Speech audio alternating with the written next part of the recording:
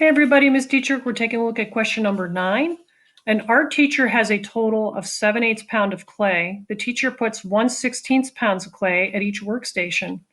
The teacher sets up an equal number of workstations in each of 2 classrooms. How many workstations does the teacher set up in each of the classrooms? So whenever you have, in this case, we have 3 values. We have this value, we have this value, and we have this value right here. It's a good idea to maybe map out things on a number line to help your brain process what to do first. Now, since they're talking about sixteenths here, how about we rethink this 7/8 as sixteenths just to help our brains process what's going on. So if we rethink this as sixteenths, we would say to ourselves 8 times 2 is 16 and 7 times 2 is 14. So we really have 14/16 pounds of clay that we're doing stuff with. So let's highlight that on our number line, and let's put the little reminder that that's equal to 7/8. All right, so they're talking in the next sentence about the teacher puts 1/16 pound of clay at each workstation. If we circle, here's workstation number 1, here's workstation number 2 with the 1/16. So see the 1/16? Here's workstation number 3, and so on. Just to figure out how many workstations that's going to be, we can just simply count these green ovals to get the answer that way. You can just simply count them.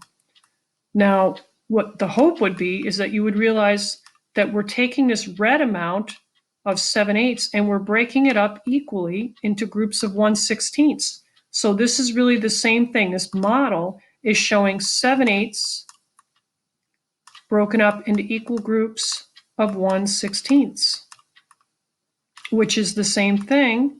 Remember, we think whenever we have divide, we think to ourselves, keep, change, flip. We keep the 7/8. We change this to multiply, and this gets flipped to its reciprocal, which is 16/1. All right, so let's take advantage of the fact that we can simplify our factors. We can divide by 8. Here we get a 1, here we get a 2. 7 times 2 would be 14. 1 times 1 would be 1. 14 divided by 1 is 14. So if you were to count these green ovals, do you get 14? 1, 2, 3, 4, 5, 6, 7, 8, 9, 10, 11, 12, 13, 14. All right, so now we have to take that and we have to put them into 2 separate classrooms.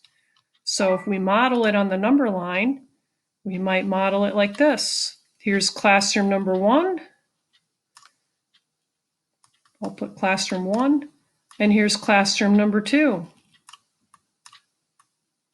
So how much are we talking about here? How many workstations are in each of the blue groupings? Or if you're doing the algorithm, we're really doing 14 divided by 2. What's 14 divided by 2? And it's going to be one of these answer choices. All right, good luck finishing that up.